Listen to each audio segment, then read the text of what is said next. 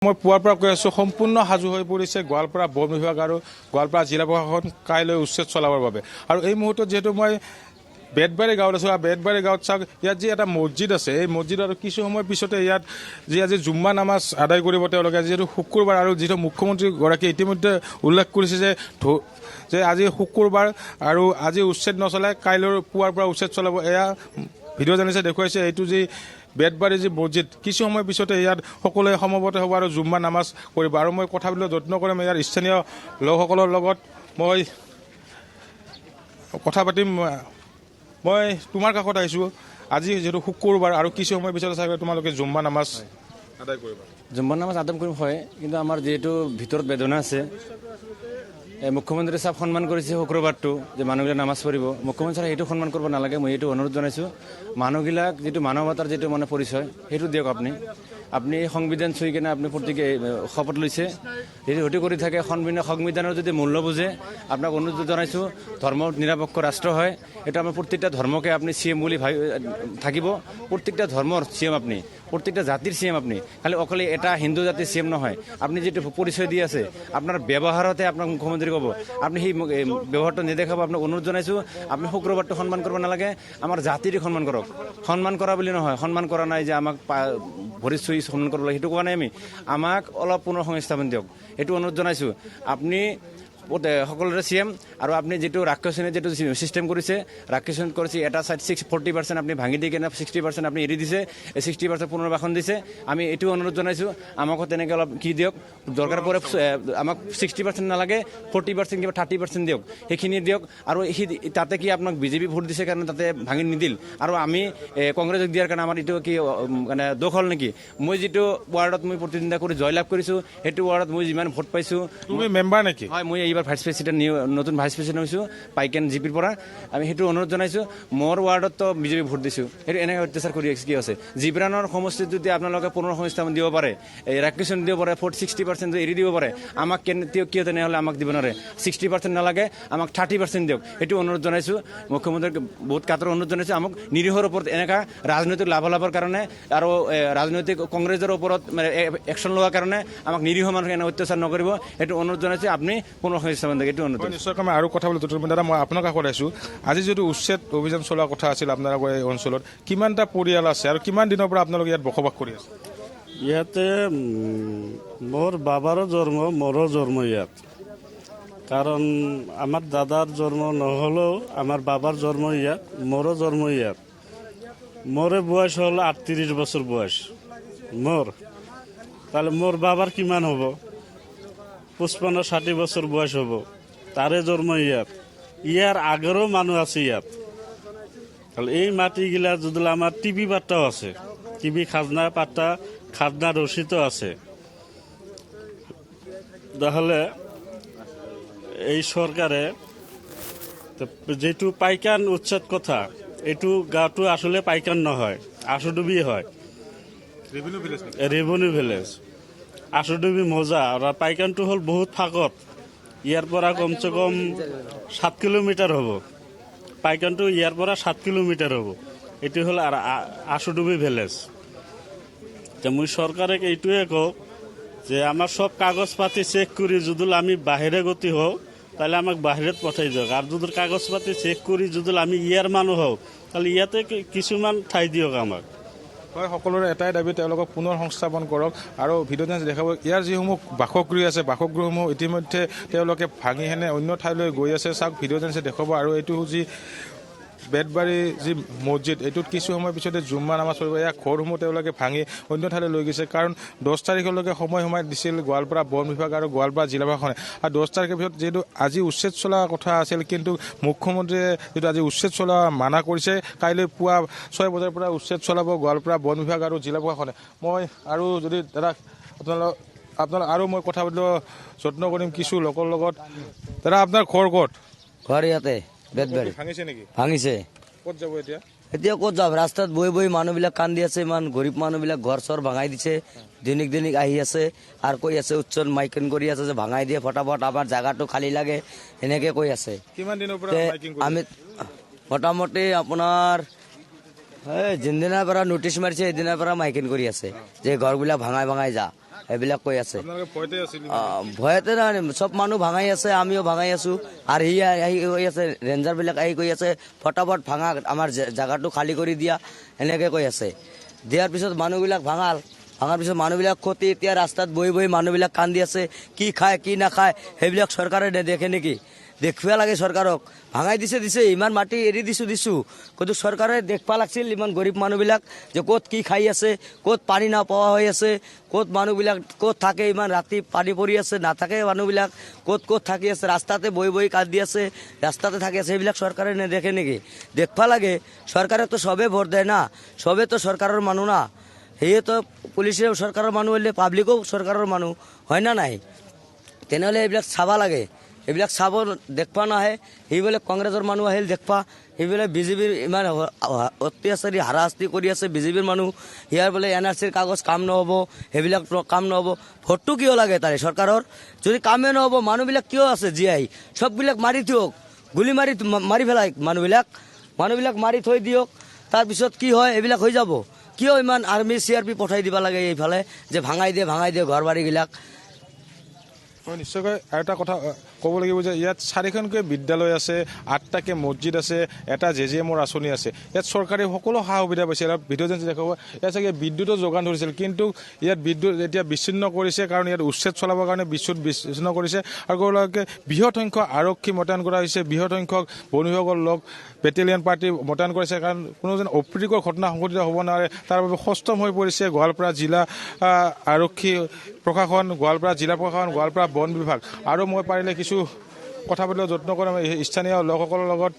মই ভিডিঅ' জানিছোঁ ইয়াৰ সামগ্ৰিক দৃশ্যসমূহ দেখুৱাবলৈ অনুৰোধ কৰিছোঁ। মই দাদা আপোনাৰ কাষত দিছোঁ। দাদা, আপোনালোকে কিমান দিনৰ পৰা ইয়াত বসবাস কৰি আছিলে?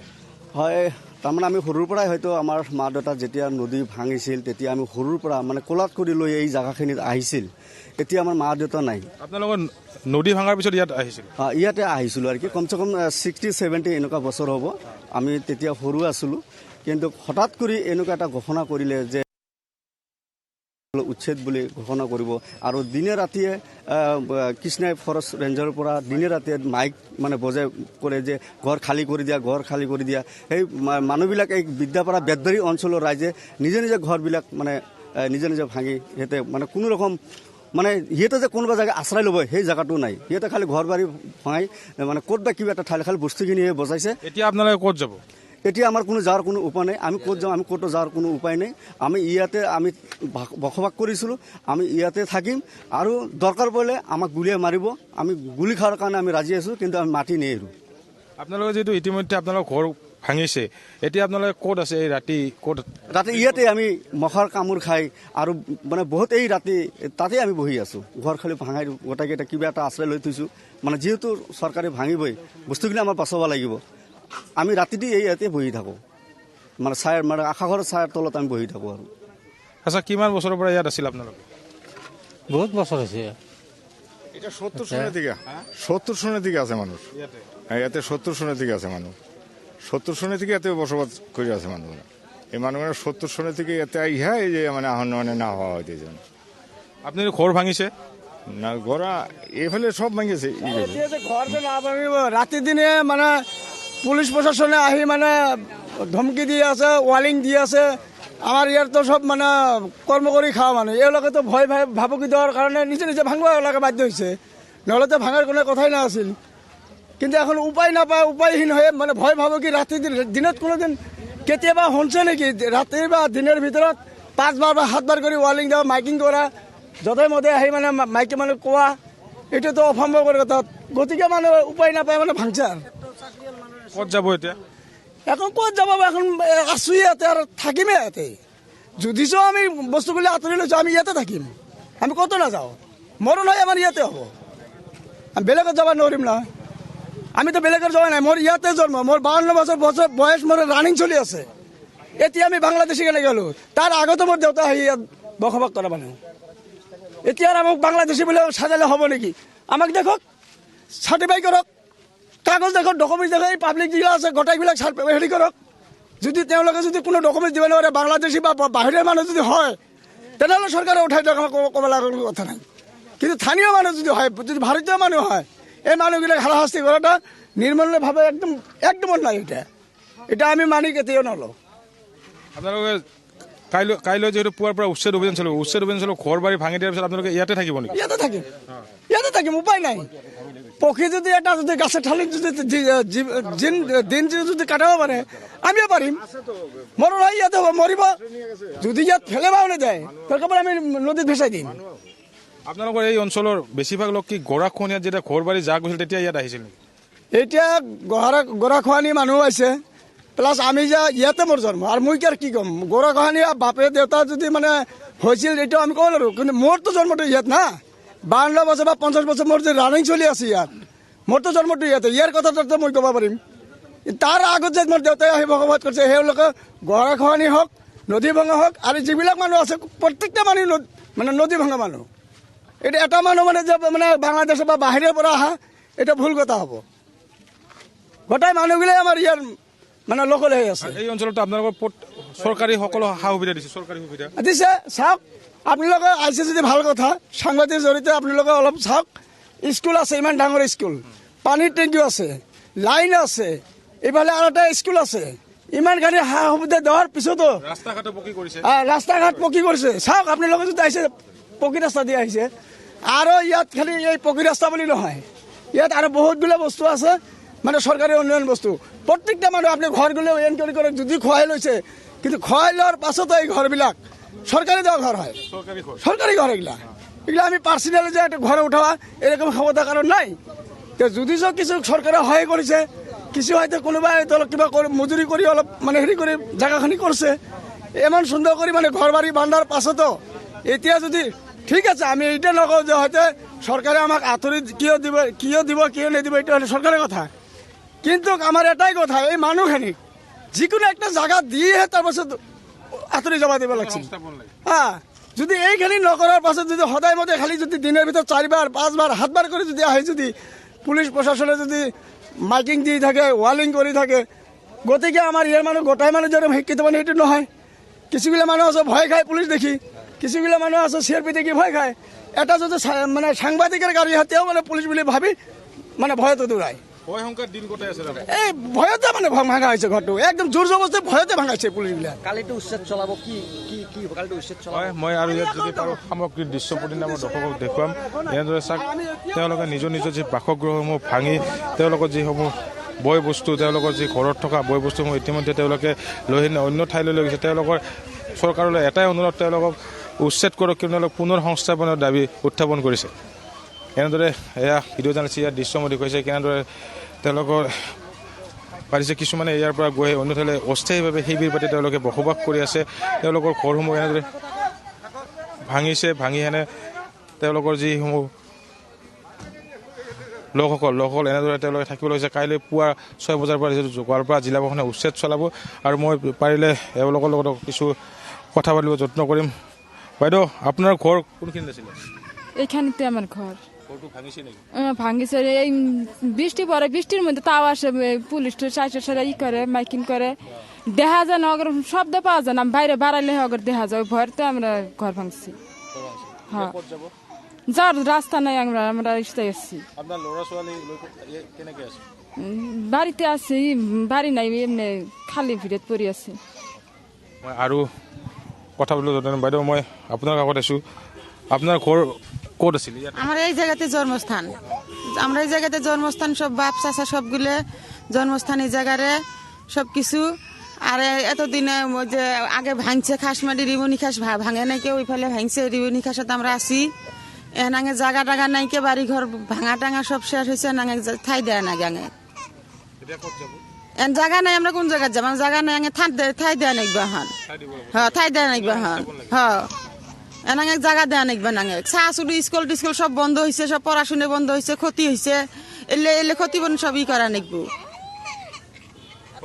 ক'ব লাগিব যে পাইকান সংৰক্ষিত যি বনাঞ্চল আছে, তাত 711 হেক্টৰ যি ভূমি আছে, তাৰে প্ৰায় 138 হেক্টৰ ভূমি ইতিমধ্যে যিহেতু বেদখলকাৰীৰ কবলত আছিলে, সেই বেদখলকাৰীৰ কবলৰ পৰা মুক্ত কৰিব পাৰে গোৱালপাৰা বন বিভাগ আৰু গোৱালপাৰা জিলা প্ৰশাসনে কাইলৈ পুৱা 6 বজাৰ পৰা চলাব উচ্ছেদ অভিযান 3 দিনকৈ। হয় বিশ্বজিৎ দাস আপোনাক এই মুহূৰ্তত ধন্যবাদ জ্ঞাপন কৰিছোঁ আপুনি উচ্ছেদ চলিবলগীয়া স্থানৰ পৰা পৰিৱেশ দেখুৱালে আৰু আজিৰ দিনটোতো প্ৰশাসন এনেধৰণে সাজু হৈছে ইফালে যিসকল লোকক উচ্ছেদ কৰিব তেওঁলোকৰ বহু সংখ্যকে ইতিমধ্যে নিজৰ নিজৰ ঘৰ দুৱাৰ ভাঙি বিভিন্ন স্থানলৈ তেওঁলোকে ঢাপলি মেলিছে বহুলোকে কিন্তু প্ৰতিক্ৰিয়া প্ৰকাশ কৰিছে বহুলোকে ক্ষোভিত হৈছে প্ৰশাসনৰ চৰকাৰৰ এই সিদ্ধান্তৰ বিৰুদ্ধে তেওঁলোকে বহুলোকে মন্তব্য কৰিছে যে তেওঁলোকে এই স্থান কেতিয়াও ত্যাগ কৰি নাযায় যদিও বা প্ৰশাসনে উচ্ছেদ চলায় কিন্তু তেওঁলোকে হয়তো নদীত জাহ দিব অথবা তেওঁলোকে সেই স্থানতে পুনৰ বসবাস কৰিব এনেধৰণৰ কিছু শংকাৰ তেওঁলোকৰ চৰকাৰৰ প্ৰতি আমি পৰিৱেশ আপোনালোকক এই মুহূৰ্তত দেখুৱালোঁ আজি যিহেতু ধৰ্মীয় অনুভূতিত যাতে আঘাত নাহানে তাৰ প্ৰতি লক্ষ্য ৰাখি মুখ্যমন্ত্ৰীগৰাকীয়ে আজি উচ্ছেদ অভিযান বন্ধ ৰাখিবলৈ নিৰ্দেশ দিছিল আজি সেইবাবে প্ৰশাসনে উচ্ছেদ অভিযান বন্ধ ৰাখিছে কিন্তু কাইলৈ পুৱা 6 বজাৰ লগে লগে উচ্ছেদ অভিযান আৰম্ভ কৰিব প্ৰশাসনে